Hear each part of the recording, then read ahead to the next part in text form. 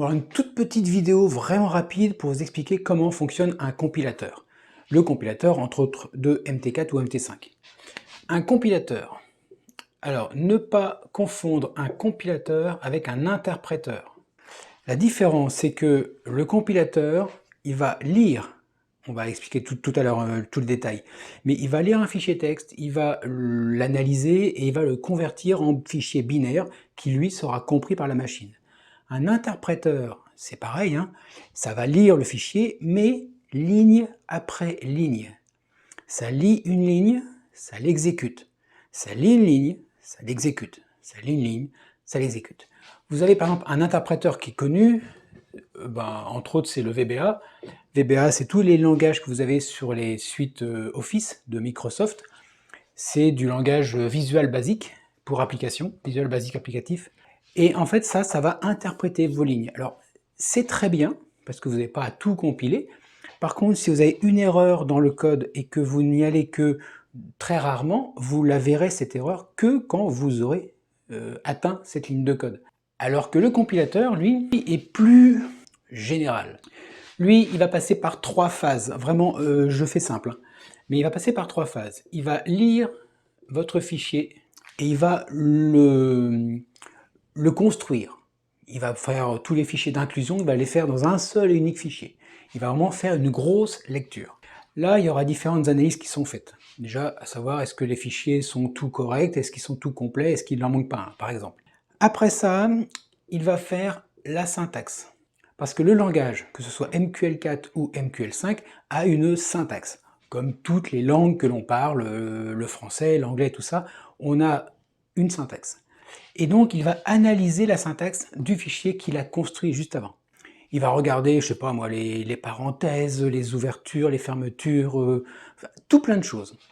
Il va vraiment faire ça. Et quand il aura passé toutes les étapes de contrôle de la syntaxe, il va passer en fait à la conversion. La conversion, c'est simple, ça va faire du fichier binaire. Alors, binaire, c'est un mot un peu qui couvre tout.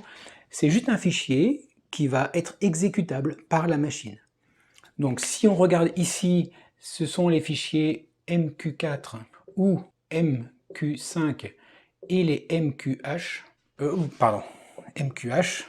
Je vous rappelle que MQ4 et MQ5, c'est des fichiers qui sont carrément pris en compte par l'environnement. Et après, les MQH sont les fichiers d'inclusion que l'on peut appeler à partir de là. Voilà, tout ça, c'est la partie au début. Et le résultat ici, c'est les fichiers EX4 et EX5. Alors vous savez, hein, MQ4, MQ5, c'est pour MetaTrader 4, MetaTrader 5, et ici c'est pareil. On part de ça, on arrive là. Et vous, sur la plateforme, vous ne pouvez exécuter que ceci. Ça, c'est même pas la peine d'y compter. Ça, c'est vraiment compris par la machine. Voilà comment ça fonctionne. Lorsqu'on est dans la lecture, il y a 2 grands principes qui sont faits. Il y a la construction avec les points-virgules, parce que point-virgule finit une ligne. Donc il va jusqu'à la point-virgule et il va construire quelque chose, qui après va envoyer à la suite. Et puis on a les blocs. Les blocs, ce sont les parenthèses, ouvrantes et fermantes. Ça, c'est un bloc. Dans ce bloc-là, il y a un petit monde qui va se créer. Et dans ce bloc, il y a des points-virgules avec différentes lignes. Donc ça, grosso modo, ces 2 informations-là, c'est ça qui va construire en fait les pièces de puzzle de votre langage, enfin de votre code, qui va être après suivi par l'analyse de syntaxe et la conversion. C'est vraiment ces 2 blocs-là qui sont vraiment primordiaux. Ensuite, quand il y a la conversion, alors ça dépend des compilateurs, mais sur MetaTrader, la conversion se fait en 2 passes. Qu'est-ce que ça signifie? Ça signifie que quand vous faites un code, vous allez créer donc des variables, des fonctions, autre chose. Ça veut dire que si on avait un linker, en fait, ça veut dire que si vous avez une conversion en une seule passe, il faudrait que à chaque fois que vous utilisez quelque chose X ici, il faut impérativement que ce soit défini ici. C'est obligatoire. Parce que s'il arrive là et qu'il ne connaît pas, il va dire je ne connais pas. 2 passes, c'est plus sympa. Pourquoi? Parce que la première passe, il va juste lister tout ce que vous avez créé. il va se créer une petite bibliothèque. En fait, il va dire bah, je connais X, Y, Z, A, B, C, etc., etc. Ça, il se fait sa petite bibliothèque, il sait que ça existe. Et après, il fait une deuxième passe. Dans la deuxième passe, si on utilise X, il va pointer là-dessus. Si plus loin on utilise A, il va pointer là-dessus. Que ce soit défini avant, après, on s'en fout. Il a fait sa petite bibliothèque et après il pointe dessus. C'est très intéressant d'avoir un compilateur, enfin une conversion en deux passes, parce qu'on a justement cette flexibilité de pouvoir faire des bibliothèques, les déclarer où on veut, et c'est vraiment sympathique. Bon là, je vais vous donner 5 erreurs qui sont, à mon avis, les plus courantes. Vraiment les plus courantes. La première erreur, c'est le point-virgule que vous oubliez en fin de ligne. Je vais vous montrer tout à l'heure un exemple. Je vais prendre un indicateur sur écran et je vais vous montrer comment ça construit, comment le compilateur va construire son environnement pour compiler. Si vous oubliez ça, alors là, vous avez des très grosses erreurs. Des erreurs, entre autres, de syntaxe. Pourquoi? Parce que imaginez que vous finissez une instruction, voilà, je sais pas, par exemple A égale 4, point virgule, et derrière vous faites un B égale 2, point virgule. Si vous oubliez celui-ci, que va voir le compilateur? Il va commencer sa ligne là, donc A égale 4, pas de point virgule, B égale 2, point virgule. Et il va essayer de comprendre ça. Ben, en comprenant ça, il va faire A égale 4B égale 2. Oh! Et là, c'est une erreur. Parce qu'en fait, il ne comprend pas. Alors, le souci, c'est que des fois, les messages donnés par le compilateur, waouh! Parce que lui, l'erreur, il va la déclencher ici. Il va dire 4B, je ne connais pas 4B. Et là, vous cherchez dans votre code, vous regardez là, et il est où son 4B? Je ne vois pas de 4B. Et là, vous avez des problèmes après pour trouver où se trouve exactement l'erreur. Bon, généralement, il va vous l'indiquer ici quand même. Et donc, c'est à vous de regarder pourquoi 4B. Ah oui, d'accord, ok, il manque un point virgule. Une deuxième erreur très importante, le langage Metacode est ce qu'on appelle case sensitive. C'est-à-dire que une majuscule est un code, est un caractère. Le minuscule est un caractère. Si vous faites une instruction comme print ou que vous faites print, eh ben ça c'est deux choses différentes. Le P majuscule avec print, c'est une instruction que Metacode connaît. Donc lui, il connaît, il va aller dans sa bibliothèque quelque part, Metacode. Donc le langage MQL. Lui, il le sait. Voilà. Il a une bibliothèque de mots de commandes. Il sait que ça, c'est à lui, il le sait, il sait comment travailler. Il sait qu'après, il faut ouvrir une parenthèse, il faut faire différentes choses. Il le sait. Par contre, ça, il ne connaît pas.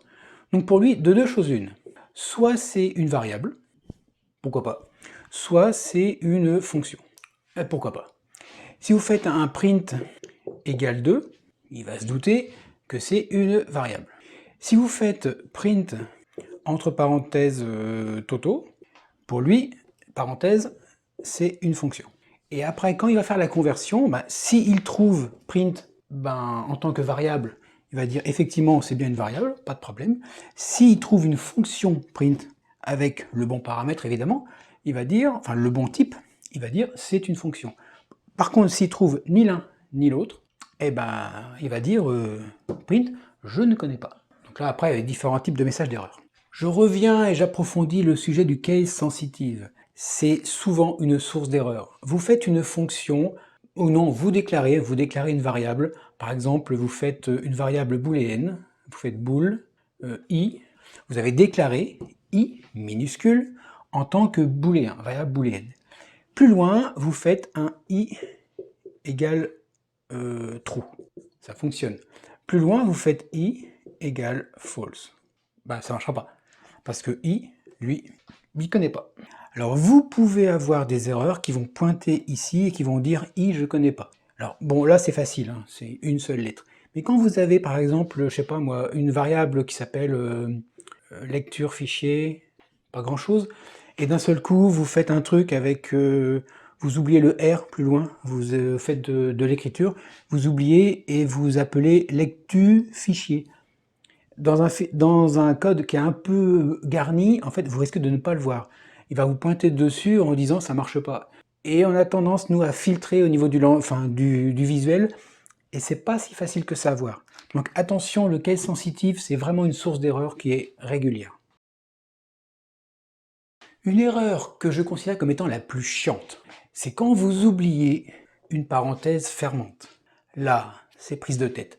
Parce que le compilateur, il va lister en fait ces parenthèses ouvrantes et fermantes, et il va vous indiquer tout à la fin du fichier, il manque une parenthèse. Ah ouais, mais il le voit tout à la fin, ça. Non, normal, quelque part, comment c'est fait, c'est normal. Sauf qu'il vous met ça tout à la fin du fichier. Ça se trouve, vous avez un truc au tout début du fichier, où il manque une parenthèse. Et lui, il a décalé ces parenthèses, parce qu'en fait, il a pris toujours une ouvrante, une fermante. Dès qu'il a trouvé une fermante, pour lui, c'était par rapport à l'ouvrante. Et comme ça, il a toujours compté les plus et les moins, et à la fin, il a un compte qui est négatif, ou qui est positif. Et donc, il vous dit, à la fin, il manque une parenthèse. Et ça sera à vous, et là, c'est difficile, de retrouver dans le code et regarder où sont les parenthèses par rapport à vos dernières modifications pour être sûr d'avoir à chaque fois une ouvrante et une fermante, et que vous n'avez pas un décalage de blocs. Ça, c'est l'erreur la plus chiante. Parce que vraiment, à chaque fois que ça arrive, vous passez un temps fou à retrouver dans le code où vous avez fait la modification. J'ai une astuce pour ça. Si vous suivez la vidéo que je fais sur la programmation, vous avez déjà dû le voir. Quand par exemple je fais if avec entre parenthèses la condition et qu'après je mets une ouvrante, tout de suite en dessous, je mets la fermante. Mon bloc est construit. Et après je m'insère ici et là je fais mon code. Je sais que j'ai ouvrant, fermant. C'est déjà fait. Et après, je ne fais que de l'insertion dans le bloc. Mais déjà, en faisant ça, vous avez une espèce de système de protection. Ensuite, un autre point, vous avez tout ce qui est interface pour les fonctions. Alors, les interfaces, c'est souvent des types, en fait. La partie type de données. Vous avez par exemple une fonction que vous appelez Toto, ça j'aime bien, et dedans, vous avez dit que le premier paramètre, c'est un booléen. Booléen que vous appelez B, et derrière vous avez un entier, donc on va faire int, que vous appelez i. Voilà, on va faire simple. Si vous appelez Toto, et que vous passez un paramètre qui est, je sais pas moi, une valeur double, donc une valeur à virgule, avec après une valeur entière, donc un int, il va vous poser des problèmes là. Alors là, c'est vraiment parce que le booléen, c'est une valeur entière, et le double, c'est une valeur qui est avec des virgules. Le codage n'est pas du tout pareil. Ça peut fonctionner si, par exemple, ici, hop là, vous mettez un int. Pourquoi? Parce qu'en fait, le compilateur, des fois, il fait son intelligent, et il va dire int, c'est une valeur entière, booléen, c'est une valeur qui est vrai ou faux, et par défaut, je considère que pour un booléen, si c'est 0, c'est faux. Si c'est différent de 0, c'est true. Donc là, il va dire, bah, si la valeur passée, c'est différent de 0, c'est true. Pas. Et si c'est égal à 0, c'est faux. Ça peut être piégeant, faites gaffe à vous, ça peut être piégeant parce que ça peut générer des erreurs. Alors, certains compilateurs, pas forcément Metacote, mais sont beaucoup plus restrictifs, et quand c'est du bool, il veut du booléen ici, il veut rien d'autre. Les warnings. Alors les warnings, comme je dis, de la mort, c'est l'arbre qui cache la forêt. Ça peut être un warning qui n'a pas d'effet, donc on s'en fout. Mais comment pouvez-vous savoir que ce warning ne va pas cacher en fait une vraie erreur? Un warning, c'est juste parce que le compilateur est arrivé sur un point où là il s'est posé des questions, et il a dit, bah, écoutez, moi, avec mes connaissances, je fais cette solution. Voilà. Il a trouvé une solution, mais il dit, que, fais gaffe, pépère, là, il y a peut-être un warning. Mais il a continué, et finalement, il vous a généré un fichier binaire. C'est pas un problème pour lui. Il avait une solution qui était toute trouvée. Donc il vous a dit, écoute, moi, je t'ai pas cassé les couilles, j'ai trouvé cette solution, elle me convient, si elle te convient, tranquille. Et donc vous avez un fichier binaire. Mais ce warning-là, le warning qui est ici, il peut cacher un vrai problème. Perso, je n'accepte aucun warning dans mon code. Quand je fais un code, aucun warning. Parce que j'ai été surpris de temps en temps à avoir des warnings qui m'ont généré des vraies erreurs derrière.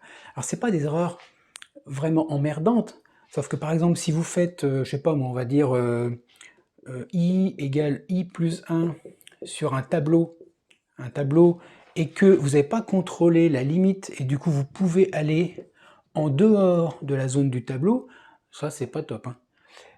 Certes, alors je ne sais pas si c'est Metacode qui le fait aussi, mais je sais que moi, j'ai des compilateurs où ils m'avertissent, attention, il n'y a pas de contrôle. C'est pas une erreur, quelque part. Si vous faites une boucle qui va du début à la fin, contrôle, on s'en fout, on maîtrise. Mais vous pouvez avoir un problème comme ça. Donc c'est pas une erreur de compilation, c'est pas une erreur comme ça, mais par contre c'est peut-être une erreur que vous allez voir pendant l'exécution. Donc attention les warnings, perso, moi je refuse tous les warnings.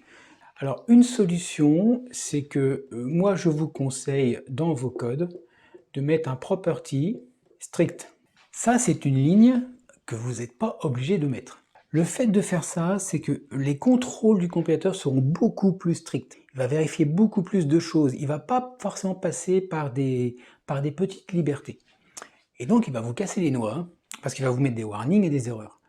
Et donc, certaines personnes, pour être tranquilles et virer ces conneries, là, ces messages qui servent à rien, c'est simple, on retire ça. De toute façon, ça compile. Donc, on va pas se faire chier. Ouais, mais alors du coup, vous voyez pas les warnings, vous voyez pas des erreurs de structure, vous voyez pas grand chose comme type, ça compile, ok, mais c'est pas parce que ça compile que ça fonctionne. Ça, intégrez-le, c'est pas parce que ça compile que ça fonctionne. Donc, laissez property égale strict, comme ça, vous allez être emmerdé, mais au moins, à la fin, vous aurez un code qui est beaucoup plus fiable que si vous ne le mettez pas. Un dernier sujet, et après on passe sur l'écran pour vous montrer un peu l'exemple, c'est les informations ou l'information sur les erreurs. Il y a des compilateurs, quand ils compilent un fichier source, ils partent du début, ils avancent, et dès qu'il y a une erreur ici, ils font un message. Et ils arrêtent. Alors ces compilateurs sont chiants. Parce que si vous avez un gros code, et vous avez une erreur là, mais en fait sans le savoir, vous en avez là, il va s'arrêter là.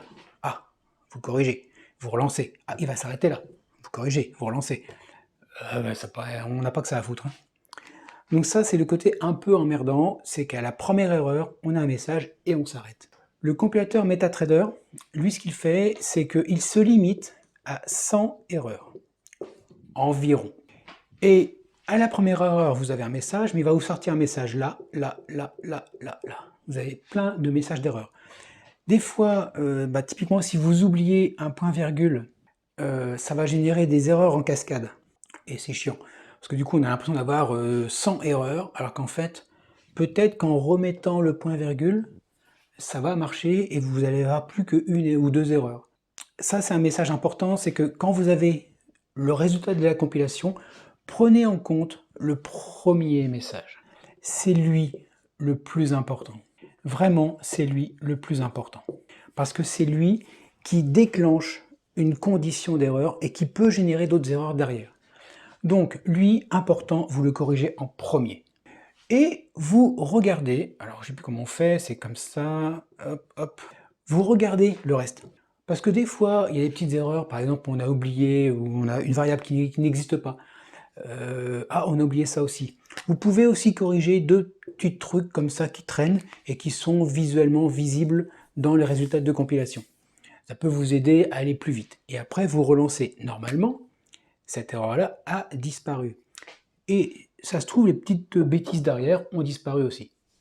Mais surtout, celle-là, la première erreur, c'est la plus importante. Si vous avez des erreurs que vous ne connaissez pas vraiment les impacts, prenez votre temps, compilez, vous arrêtez sur la première erreur, vous cherchez à la comprendre et vous la corrigez, parce que s'il y a une erreur, c'est qu'il y a une correction à faire.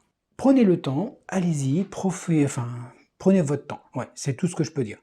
Et vous avancez pas à pas. Maintenant, on va passer sur l'écran et je vais vous montrer un exemple très très simple. J'ai pris l'indicateur MACD. Le MACD de MetaTrader, hein, vous pouvez le prendre. Alors j'ai pris celui de MT4, mais MT5 c'est pareil. J'ai fait comme si j'étais le compilateur. C'est-à-dire que j'ai fait l'aspect lecture, où je vais vous montrer en fait les différentes étapes, comment fonctionne le compilateur.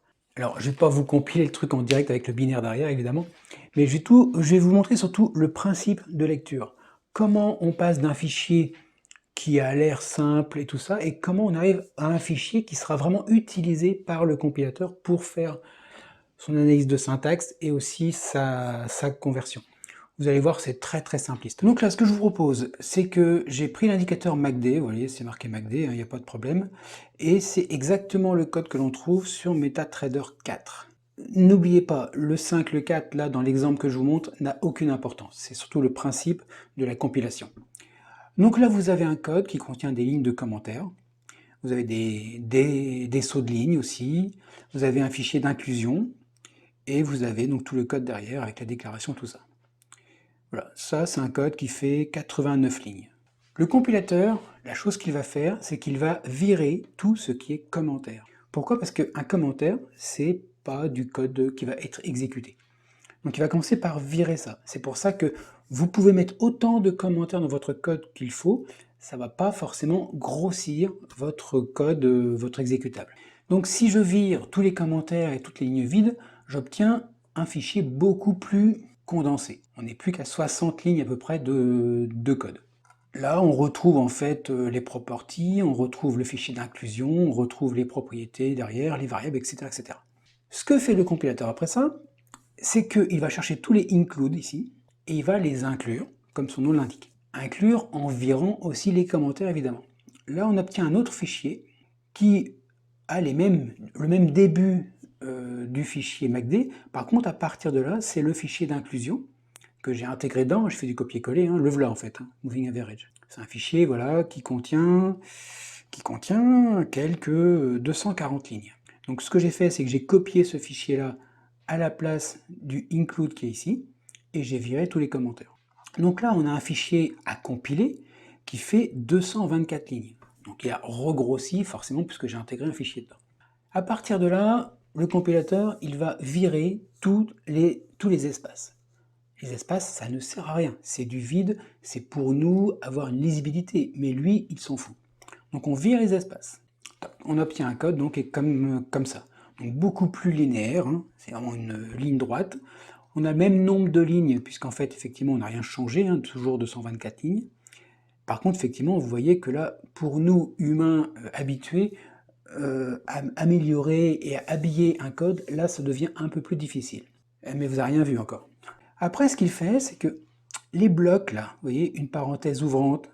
D'ailleurs, si on voit là, on voit où est la fermante, elle est là. Ici, une ouvrante, une fermante. Ça, ce sont des blocs. Et il va lire ici, donc ça c'est une ligne, ok, property c'est une ligne, etc., etc. Jusqu'à ici, où là c'est une ligne de fonction avec une ouvrante. Il va aller jusqu'à la fermante et il va l'intégrer dans une seule ligne. Pareil, ici, une ouvrante, une seule ligne, ça. C'est un bloc. Puis ensuite, encore une seule ligne, tout ça. Et ce qui fait qu'on obtient ce genre de fichier. Il fait plus que 27 lignes. Là, on a vraiment un ensemble extrêmement compact.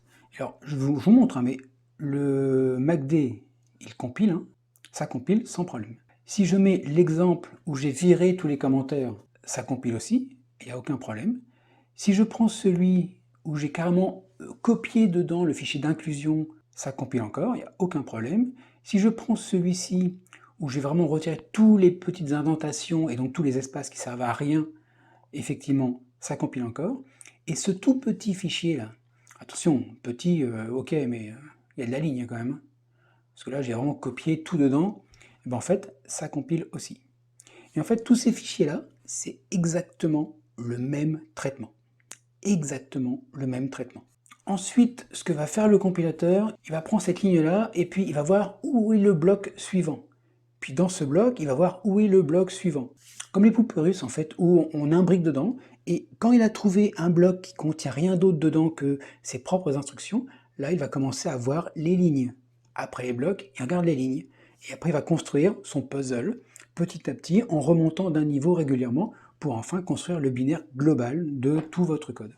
Voilà, ça je voulais vous montrer parce que c'est quand même important de se rendre compte qu'on part d'un code qui fait 89 lignes, on peut monter jusqu'à 224 lignes à peu près, de mémoire, je crois que c'est ce que j'avais vu tout à l'heure, de 240.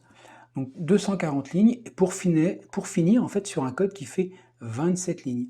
On pourrait écrire Alors je vous le déconseille très fortement, mais on pourrait écrire un code comme ça, qui fait 27 lignes. C'est du condensé, c'est pas forcément très lisible, c'est même pas lisible du tout, mais en tout cas, ça fonctionne aussi. Bon, maintenant quelques exemples alors, de problèmes de compilation. On va déjà commencer par modifier une valeur de property. Donc je vais rajouter tout bêtement un caractère, je compile. Donc là, il dit vraiment qu'il y a effectivement une property qui est inconnue. Et quand vous double-cliquez sur la ligne, ça vous pose directement le curseur à l'endroit de l'erreur. Donc c'est assez facile à retrouver. Maintenant, si je change un mot-clé ici qui n'est pas connu, donc je rajoute une lettre tout simplement, et que je fais ça, là il nous sort deux erreurs. Alors si vous regardez à droite, là, le numéro de ligne, c'est bien la ligne 6. Donc c'est important de savoir ça. Vous avez ligne et colonne pour savoir exactement où ça se passe. Donc là, il indique qu'effectivement, property avec un T, là, c'est un préprocesseur invalide. Donc c'est important comme de lire le texte qui est en face. Hein. Ici, c'est l'effet. C'est qu'il y a une property qui est inconnue et après, il y a autre chose, une expression qui n'est pas utilisable. Mais en fait, c'est la première erreur qui est importante. Là, vous imaginez bien que si vous vous trompez dans le nom du fichier, forcément, il va dire voilà, can't open, donc c'est la première ligne qui est importante. La deuxième est une conséquence. Pourquoi? Parce que il vous indique que cette fonction là qu'on appelle le simple MA on buffer est inconnue. La fonction n'est pas définie. Et effectivement, puisqu'elle est normalement être définie dans ce fichier-là. Donc si on ouvre, enfin si on va sur la ligne d'erreur et qu'on corrige ici, bah, d'un seul coup il va trouver, enfin il va inclure le fichier, il va trouver la fonction et ça va bien passer. Vous voyez, il faut vraiment faire gaffe, la première erreur est vraiment super importante. Ici par exemple, dans les entrées, je vais mettre ici A12 plutôt qu'une valeur numérique. Donc là c'est bien un entier, c'est bien du int, et je mets une valeur qui n'est pas du tout numérique. Donc là il déclenche deux erreurs, mais quelque part c'est la première qui est importante. Là on indique identifiant non déclaré. Effectivement A12 n'est pas déclaré. Et ici la constante est attendue. On attend une constante pour rentrer quelque chose dans l'information, mais c'est pas défini. Bon bref, de toute façon là ça va, c'est la même ligne, donc ça va, c'est pas très gênant. Et donc, on peut le corriger assez rapidement. Maintenant, dans tout ce brouhaha ici, je vais juste supprimer le point-virgule. Je supprime ça, je compile, et là on voit 6 erreurs. C'est là où le point-virgule a plutôt tendance à déclencher une avalanche d'erreurs derrière. Pourquoi? Déjà ici, il nous indique le input.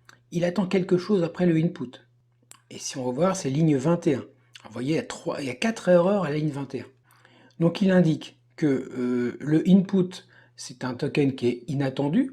Après, il dit que la variable là, c'est inattendu aussi. Après que le égal est inattendu. Le 26, il attend quelque chose. Enfin voilà, ça veut dire que grosso modo, cette ligne est en erreur. Par contre, après, il met autre chose. Il met ici que ça, c'est pas déclaré. Alors on se dit, mais pourquoi c'est pas déclaré? Parce que si on remonte, c'est déclaré ici. Eh bien non, et non, parce que puisque cette ligne est en erreur, elle est ignorée par le compilateur. Mais il va quand même voir plus loin si ça marche. Et effectivement, si on rajoute le point-virgule, il va de nouveau comprendre la ligne, et du coup derrière, ça ne sera plus des erreurs.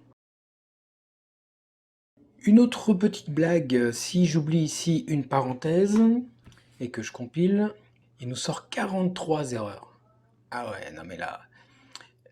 alors, faut pas vous paniquer quand vous voyez un grand nombre d'erreurs. Typiquement, vous voyez là, c'est pas 43 erreurs, il y a une seule erreur qui, par définition, déclenche. Pourquoi ça déclenche? Parce que lui, ici, il ouvre une parenthèse.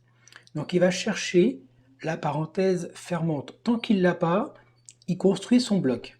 Et quand il a sa parenthèse fermante, il dit bah, cette information que j'ai entre la parenthèse ouvrante et la parenthèse fermante, c'est l'information que je dois passer à la fonction onInit. Sauf que là, non, ça va pas du tout. Là. Donc là, il vous déclenche la première erreur sur la ligne 32, on voit ici. Donc effectivement, c'est bien là où se trouve l'erreur. Après, il vous dit aussi le 33, c'est bizarre parce que 33, on a une parenthèse ouvrante, mais elle est tout à fait logique. Pourquoi? Parce qu'en fait, il prend tout ça, comme je vous ai dit, tout ce qui est entre les deux parenthèses, comme un contenu qu'on passe à la fonction onInit. Et du coup, après, ça n'a plus rien à voir. C'est complètement n'importe quoi. La seule chose qui pourrait avoir un rapport, c'est ici, où on dit que le onInit, enfin que la fonction onInit qui a été déclarée avec un mauvais paramètre. Effectivement, oui, ça c'est mauvais, puisque là-dedans, on a le void, parenthèse, indicateur digit et tout ça, donc ça n'a aucun rapport. Mais vous voyez, c'est surtout ce que je voulais vous montrer, c'est l'importance de regarder la première erreur. Ça, vraiment, je le redirai à chaque fois. Donc là, il suffit tout bêtement de fermer la parenthèse, on recompile, et on passe de 43 erreurs à 0 erreur. Autre erreur, ici, je supprime la ligne 33. Voilà, je la supprime. Donc là, on n'a plus de parenthèse ouvrante. Normalement, quand on déclare une fonction, on déclare un bloc. La fonction est un bloc d'opération. Donc on a une parenthèse ouvrante avec une parenthèse fermante qui est ici. Sauf que là, j'ai supprimé la parenthèse ouvrante. Et si on compile, on a 45 erreurs. On peut faire mieux. Je sais qu'on peut faire mieux. Pourquoi? Si on remonte au tout début, alors c'est là où c'est un peu plus délicat, parce qu'on voit que la première erreur, c'est indicateur digit, il attend quelque chose. Et si on regarde ici, il n'y a aucune raison, c'est propre. Sauf que le compilateur, lui, ce qu'il voit, c'est ça. Il ne connaît pas les sauts de ligne. Pour lui, il ignore tout ça. Ça n'a aucun rapport. Et donc, il voit int onInit void indique. Voilà, il manque quelque chose. Après la définition d'une fonction avec une sortie et une entrée, il y a quelque chose. Et c'est pas compréhensible. Donc il dit voilà, alors semi-colonne attendu. Là après, bon, de toute façon, ça n'a plus rien à voir après. Après, c'est vraiment du grand n'importe quoi. Donc attention, comme d'habitude, la première erreur. Vous voyez, là, c'était ici l'erreur, sur l'indicateur. Alors, c'est pas là où est l'erreur. Disons que c'est entre la ligne précédente et celle-ci. Il y a quelque chose qui s'est mal passé. Si je retire la parenthèse fermante maintenant, donc là, sa fin de bloc, il l'attend, et il va la trouver beaucoup plus loin, ici. Parce qu'en fait, il construit quand même, hein, et après il va analyser ce qui est dedans. Donc là, attention au score. 3 erreurs. Et là, on voit qu'il a atteint ici la fin du programme, mais voilà, il y a un nombre ici, unbalanced parenthèse, ça veut dire qu'il a un nombre de parenthèses ouvrantes et fermantes qui n'est pas compatible. Il manque quelque chose. Et là, si vous voyez, si je double-clique sur la première erreur, il est à la fin du programme. À la fin. Et oui, ça veut dire qu'on ne sait pas où est l'erreur. Si on va sur la deuxième erreur, il va ici, donc sur la première. Donc on a la première parenthèse et la toute dernière. Donc c'est entre tout ça. C'est super. Ça, de toute façon, c'est une erreur qui me fait toujours chier. Donc voilà, vous êtes au courant et ça, c'est pour ça que je fais hyper gaffe quand j'écris les parenthèses. Je l'ouvre et je la ferme immédiatement pour à moins avoir mon contenant, quoi. Puis après, dedans, je le remplis. Après, autre chose pour les warnings, tiens, voyons, quelques warnings. Ici, par exemple, sur cette ligne-là, je déclare un short name, ça veut dire que c'est un nom, c'est du texte, hein, qui sera écrit pour l'indicateur. Bon, c'est pas ça l'intérêt, tout ce qu'il y a derrière, c'est surtout ça qui est important. On crée quelque part, on crée une chaîne de caractères. Et donc c'est du texte. Alors je vais vous éclairer un peu tout ça, qu'on voit un peu plus clair.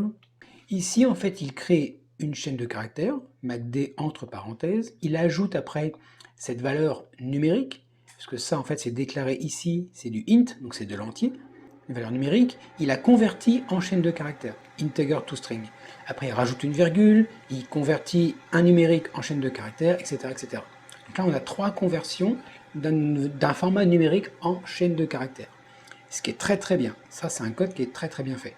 Quand on compile, d'ailleurs, il n'y a pas d'erreur, il n'y a pas de warning, il n'y a rien. Si je retire tout ça, donc je retire les conversions, c'est-à-dire que là, je mets du format numérique dans une chaîne de caractères. Je compile, là, il me dit 3 implicites conversions, c'est-à-dire qu'il a vraiment converti, c'est lui comme qui s'est démerdé. Vous voyez, c'est pas une erreur, hein, c'est des warnings. Il s'est démerdé tout seul, il a converti du numérique en chaîne de caractères pour l'afficher. C'est pas une erreur. Mais si par exemple ici vous aviez du datetime qui est donc pour afficher l'heure, minute, seconde, qu'est-ce qu'il est censé faire? Est-ce qu'il vous affiche que la date, que l'heure, ou la date et l'heure, ou la valeur numérique représentée par le datetime, qui est une valeur numérique, hein. Et on ne sait pas. Donc ça, c'est embêtant. Là, quand même, on a property strict, ce qui fait qu'il génère des warnings. Si je retire cette ligne-là, et que je recompile, il n'y a plus de warning. Parce que le compilateur, il se débrouille. Il part du principe que s'il se débrouille et qu'on ne lui a pas indiqué d'être vraiment strict sur les contrôles, il vous fait le taf comme il croit devoir le faire. Donc c'est intéressant, comme ça on n'a pas de warning. Par contre, je trouve que c'est un petit problème parce que ça cache potentiellement des erreurs. Je vais vous montrer le pourquoi. Là par exemple, j'ai créé une variable locale que j'appelle heure, qui est de format datetime. Et l'heure, je le renseigne avec l'heure locale, enfin la date et l'heure locale. Cette heure-là, je vais l'ajouter dans le fameux indicateur. Là. Je vais l'ajouter, je vais faire un plus derrière, plus l'heure. Et si je compile, ça lui va très très bien. Sauf que qu'est-ce qu'il va faire avec ça? Est-ce qu'il a, justement, on ne sait pas.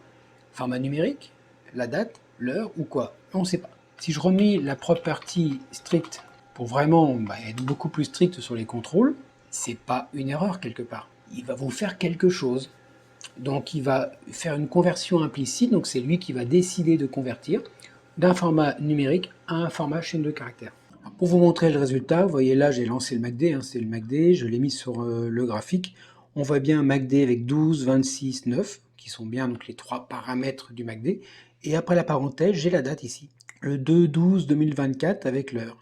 C'est-à-dire qu'il l'a converti avec les valeurs par défaut de la conversion de datetime vers la chaîne de caractères. Voilà. Donc ça peut être jouable pour vous, mais attention, vous ne maîtrisez pas. Donc ce genre de choses, faites gaffe quand même. Je rajoute un petit chapitre sur la compilation en objet. Donc là, on a une classe, et dans la classe, on a défini des variables et des fonctions. Ça, c'est la partie prototypage, ce qu'on appelle le prototypage. C'est qu'en fait, on a la partie déclarative, prototypage, et après le corps, en fait, quelque part. Ici, par exemple, sur cette fonction, ou celle-ci, j'ai déclaré un prototypage. Le prototypage, c'est vraiment les entrées et les sorties. Quand on va plus loin, que l'on sort du coup de ce bloc de prototypage, on va vraiment dans le côté où on va utiliser les fonctions. Et quand vous faites un objet, vous préfixez toujours la fonction avec le nom de l'objet, deux points. Ça permet de savoir que ce corps ici que l'on a appartient à l'objet. Ça m'arrive aussi des fois, c'est que des fois je code vite et j'oublie cette interface là, ici. Alors, c'est pas une erreur en soi. Là, on voit des erreurs, mais en fait, l'erreur n'est pas ici. Le mfolder, non. Parce que là, qu'est-ce que l'on voit? Ici, il me dit que le mfolder n'est pas déclaré. On peut se dire, mais pourquoi? Ici, je l'utilise, ici aussi, mais c'est déclaré, puisque si je remonte, et en fait, en remontant, on zappe complètement cette ligne-là. Parce que si on remonte, mfolder, il est déclaré. Il est ici. Donc, on ne comprend pas. mfolder est déclaré. Oui, mais, si vous regardez bien ici, cette fonction-là n'appartient pas à la classe, vu qu'on n'a pas mis le préfixe. Puisque ça n'appartient pas à la classe, ça appartient à l'ensemble du logiciel. Donc ça veut dire que chaque variable qu'il va essayer de chercher ici, le L folder, il le trouve, il est là, ça marche. Le I folder, il est là, ça marche. Le nettoyage string, c'est une fonction, il est dans les outils, c'est une fonction qu'on a créée, ça marche. Ici, pareil, ça marche. mfolder, il va le chercher dans les variables locales, il ne trouve pas. Dans les paramètres, il ne trouve pas. Ou dans les variables globales à l'applicatif. Et là, il ne le trouve pas non plus. Donc là, il dit qu'il y a une erreur. Mais en fait, la vraie erreur, c'est parce que ici, je n'ai pas mis l'identité de la classe. Parce que maintenant qu'il a ça, il va commencer à chercher dans les variables locales, dans les paramètres, dans la classe et dans les variables globales. il va faire 4 niveaux de recherche. Normalement, on devrait faire ceci d'ailleurs, pour indiquer que c'est le mfolder de la classe. Pourquoi? Parce que rien n'empêche, rien ne vous empêche et rien n'empêche d'avoir potentiellement un mfolder déclaré en variable globale. Donc, normalement, on doit faire ça. C'est-à-dire qu'on lui dit bien, voilà, on est dans notre classe et tu pointes sur cette classe-là et tu prends cet élément de la classe. Voilà, d'ailleurs, ça, si on compile, ça fonctionne. Voilà, c'était juste une petite aparté pour le côté codage dans les classes, avec la partie objet. Ça peut toujours vous servir. Bon voilà, tout ce que j'espère, c'est que cette vidéo vous aide et vous aidera. Ça fait suite en fait à différents messages que je reçois quand je fais des vidéos de programmation qui me demandent «Oui, j'ai une erreur, j'arrive pas à la comprendre». Ouais, mais il y a tellement de... Le contexte est tellement particulier par rapport à votre manière d'écrire, votre manière de compiler, et puis peut-être que l'erreur sur laquelle vous focalisez n'est pas forcément celle qui est vraiment la vraie erreur. Donc je ne peux pas passer de temps à répondre à chacun et à détailler le code de chacun. Voilà, j'ai une vie et il faut quand même que je la garde. Par contre, je propose du coaching. Voilà, donc vous allez sur mon site internet, vous avez, alors normalement je vais le faire dans la journée, donc ça devrait être rapide. Vous avez une page qui parle de coaching. J'ai prévu, alors ça c'est pas encore au point parce que ça prend un temps fou à faire.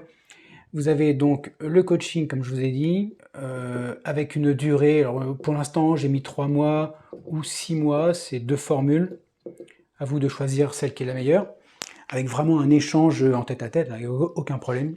Un jour peut-être, si j'ai le courage et le temps, je ferai des formations sur le codage MT4 et MT5 pour vraiment, vraiment avoir un suivi, et la formation sera suivie d'un coaching évidemment, hein, parce que ça serait complètement ridicule de faire une formation et après de vous dire vas-y mon gars, go. Non, non, il y aura formation avec un coaching derrière associé, ou carrément lié. Et puis des ateliers, mais les ateliers, j'ai pas le temps. Voilà, donc je vais faire le maximum, mais j'ai un métier, j'ai une famille et j'ai aussi mes vidéos YouTube à sortir. Et puis j'ai un peu mon trading quand même que je m'occupe régulièrement. Euh, voilà, on fait ce qu'on peut.